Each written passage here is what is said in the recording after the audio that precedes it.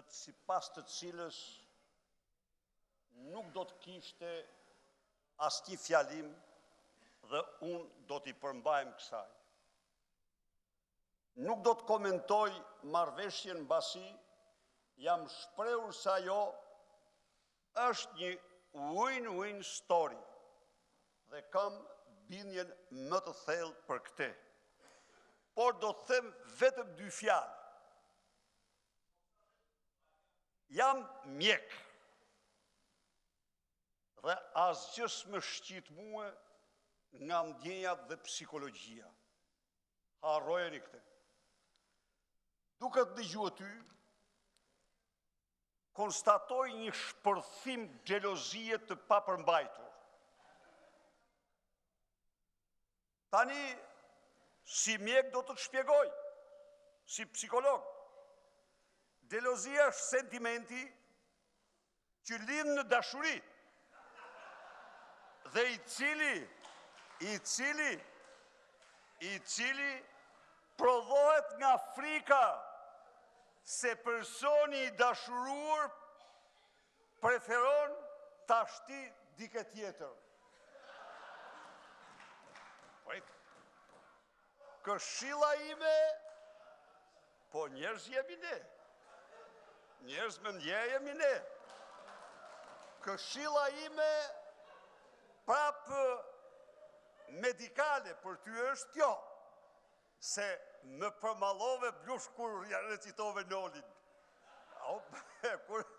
Aty më përmallove pak se e kuptova që ka filluar me të duk vetja dhe fanol. Po mirë, është e drejta jote, por tani këshilla. Mos harro asnjëherë. Është e vërtet që dashuria lind xhelozin, por xhelozia shkatron dashurin, prandaj me karar se qëllimi yt është të kthehesh aty nga dole.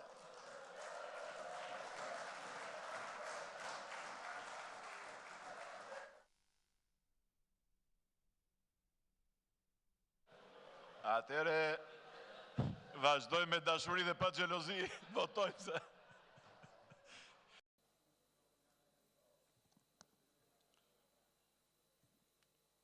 Ngjarjet e fundit me koalicionin qeveritar treguan një gjë që unë kam thënë dhe besoj prej kohësh, kryeministri që kemi është krejtësisht i paaft për të garantuar një stabilitet politik, administrativ edhe kushtetues Republikën tonë. Fatkeqësisht dua të them sot një gjë që Shqipëria është zhytur totalisht në kaos. Kaosi është i vetmi rregull dhe mungesa e rregullit është i vetmi rregull. Jam këtu sot për të thënë që shteti nuk funksionon më. Dhe si mund punoj një qeveri në cilin 2 ministra akuzojnë pjesën tjetër të qeverisë se ata e lejojnë me qëllim kanabisin. Lejojnë me qëllim kanabisin. Si mund punoj një qeveri në cilën ministri i drejtësisë akuzon se zgjedhjet mund preken? Si mund punoj një koalicion kur gjysmë e koalicionit akuzon qeverin se merr vendime edhe kur është me pushime? Si mund punoj sistemi i drejtësisë kur ministri i drejtësisë akuzon publikisht se prokurorët përndiqen nga policia? A ka stabilitet i vend kur kryetari i parlamentit edhe kryetari i shtetit thrasin Këshillin e Sigurisë Kombëtare për të bindur shqiptarët se kryeministri mbron Klement Balilin? Se kjo është arsyeja pse u thirr Këshilli i Sigurimit nga kryetari i shtetit dhe kryetari i parlamentit për ta lënë dorë edhe nder Klement Balini, kryetari të qeverisë. Apo në punoj sistemi i drejtësisë, kur për fat keq reforma në drejtësi duket sikur është një amnisti për ata që kanë abuzuar, cilëve i thuhet shkoni në shtëpi, nuk ju prek askush për ato që keni bërë, nëse nuk aplikoni për të bërë prapë gjykatës. A punon dot prokuroria në kushtet kur Shtetet e Bashkuara të Amerikës? I heqin vizën. paktën 50 prokurorëve. Apo non policia, kur ministri i drejtësisë thotë se ajo bashkëpunon me krimin, publikisht, edhe stimulon mbjerrjen e kanabisit. A ka qeveri që mund të punoj kur ministri i drejtësisë thotë që qeveria merr llokmën dhe gjykata marr i thrimet? A punon dot administrata? Kush i gjykon që koalicioni edhe ministrat grinden? Administrata pezullon punën, edhe administrata ka pezulluar punën. A ka më qeveri ku një kryeministër i thot një ministri ha pilaf, se nuk do të heq nga puna derisa të marrosh pilafin? Kjo është për fat keq Republika jo në kaos. E nuk po shtoj asnjë fjalë. Nuk janë të gjitha fjalë që kam thënë unë, as janë të mia, janë fjalë të këtij koalicioni. Ajo që besoj sot është që koalicioni i rilindjes po organizon funeralin e Republikës sonë. Shteti është duke rënë. Edhe për të shkak akuzoj njësoj si Edi Ramën, si Ilir Metën. Janë të dy përgjegjës. I pari është i paaft. Edi Ramë është i paaft. Kurse i dyti bë gjithçka për të na bindur se sa i paaft është i pari. Nuk është sot Ilir Meta këtu, por duhet të them diçka. Ne nuk kemi nevojë ta tregosh sa i paaft është Edi Rama. Çështja është çfarë bën ti. Kur njerëzit pyesin çfarë ka bërë Edi Rama në 4 vjet, edhe shumë raste më thonë, si ka mundësi të mohosh diçka? Një kompliment do t'ja jap. Edhe ja njoh një merit për i të vërtetës. Mbasi shkatroi Partinë Socialiste, i zhvërsuar LSI-s, po shkatron LSI-n, mendimin e pakursyer të Ilir Metës, gjë për cilën nuk vjen keq fare, përkundrazi është kënaqësi. Po kjo është e vërteta. Dhe kam disa vjet që ja njoh aftësinë shkatruese të këtë njeriu. E ka perfekte.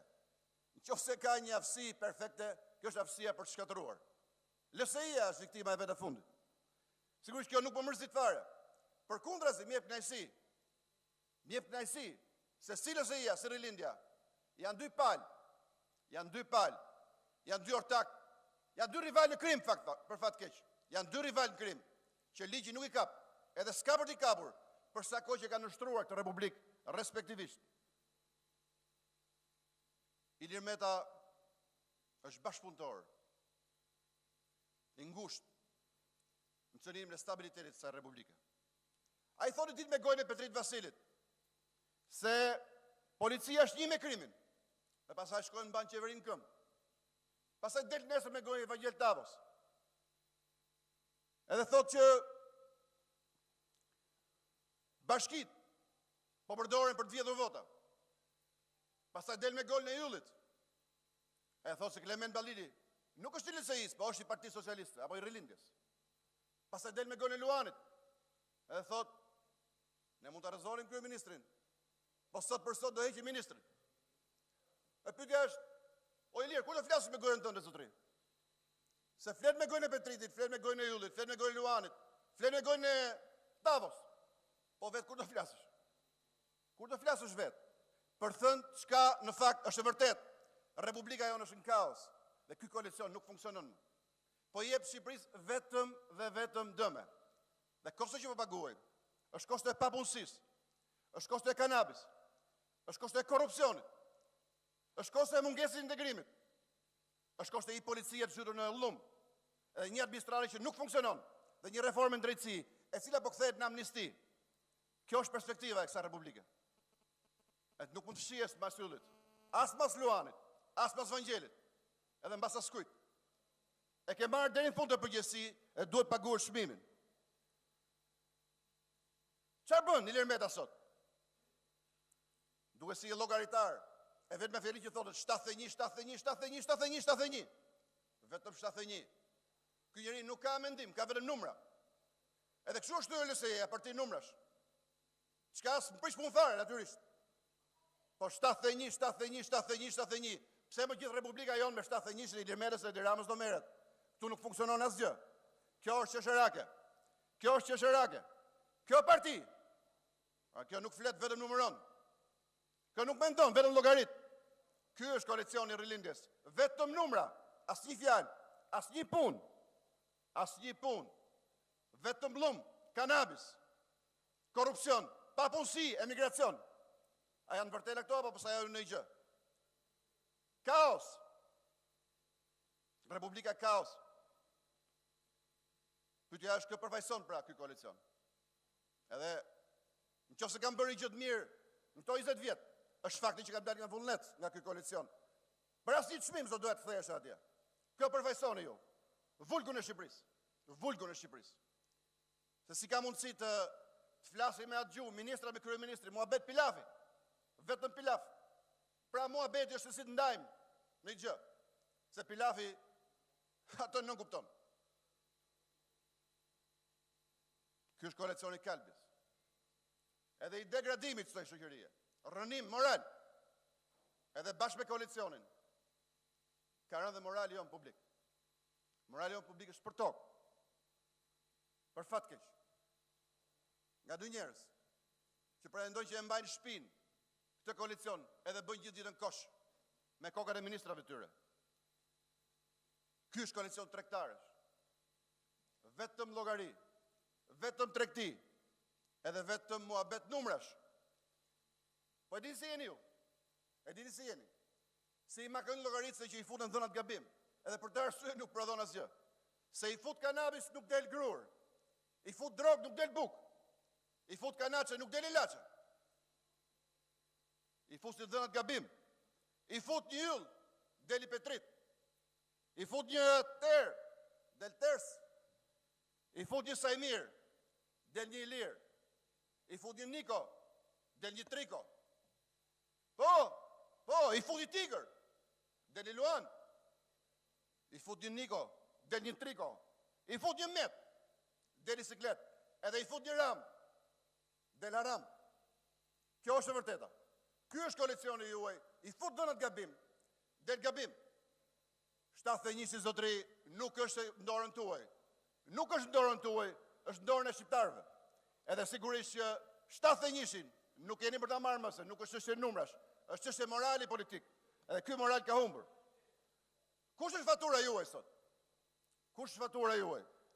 200.000 shqiptarë kanë ikur në emigracion për 4 vjet. Papunësia është shtuar. 25% papunësia, le çfarë thon këta? E kemi ulur me 0,01%. 200.000 shqiptarë në emigracion. Çfarë janë këta? Punësuar apo vojaçonit i punësoj Bashkimi Evropian? Kanabisin e kthyen kulturë kombëtare. 400 milion euro. 400 milion euro. Apo 1/10 e buxhetit kombëtar. 1/10 e buxhetit kombëtar. Janë dhënë me koncesion për 8 vjet. 400.000 njerëz jetojnë me 400 lekë vjetra në ditë. Ndërmarrjet publike si OSHE-ja. OSHE-ja, ajo që shpërndan energjinë për shqiptarët. Apo Armo. Çfarë janë kthyer këto? Ata shfrytëzohen totalisht në mënyrë sllavruse si prona private. Janë kthyer në prona private për klientë e qeverisë. Borxhi publik 10% është rrit për 4 vjet. 10% për 4 vjet, 65%. 55% në 2005-ën, 65% në 2013-ën, 74% në 2017-ën.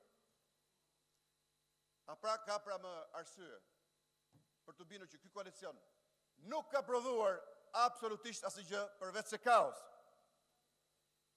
Çështja për sot nuk është se iku Ylli Banjani dhe mos më intereson fare se kush iku nga qeveria edhe kush hyri. Ai do doja që qeveria të binte çdo ditë, edhe sa më shpejt. Problemi është ku po shkojmë. Problemi është ka ardhur koha të japim fund. Të japim fund me zgjedhje të lira. Të japim fund me reformë drejtësi. Po ky koalicion nuk garanton as zgjedhje, as stabilitet, as luftë kundër pabujqësisë, as luftë kundër padrejtësisë, as ndëshkim, as moral publik. Edhe ka ardhur koha t'ja u themi shqiptarëve se Gjoja Edi Rama ndje që bënë se nuk kishte dalë nga frigoriferi. Ka 20 vjet në pushtet. 20 vjet në pushtet. Akoma do na mbajnë shqiptarët një njerëz që ka 20 vjet në pushtet. Është përgjegjës për gjithçka ka ndodhur në Shqipëri për 20 vitet e fundit. 20 vjet në pushtet bashkë me Ilir Metën. Po, 20 vjet në pushtet ka qeverisë Shqipërinë edhe pushtetin lokal në Shqipëri. Akoma duhet të rritë çfarë faturë do të paguajmë ne për këtë paaftësi. Se paaftësia e Edi Ramës është e vetmja gjë që do mbahet më në këto 4 vjet, bashkë me sigurisht, bashkë me Dina Krin e Ilir Metës, që ne s'mund ta ham më sot. Faleminderit zonjë. Atëre fjalën e ka deputeti Dulet, përgatitet zoti Berisha. Të kërkosh sinqeritet tek blushi është një lloj si të kërkosh rrethin katror. Dhe unë nuk merrem me ato që tha për sa i përket partisë tij, por merrem dhe duhet të them këtu zotërisë se as Sali Berisha dhe as njeri prej tyre harroje ti se është i mundur.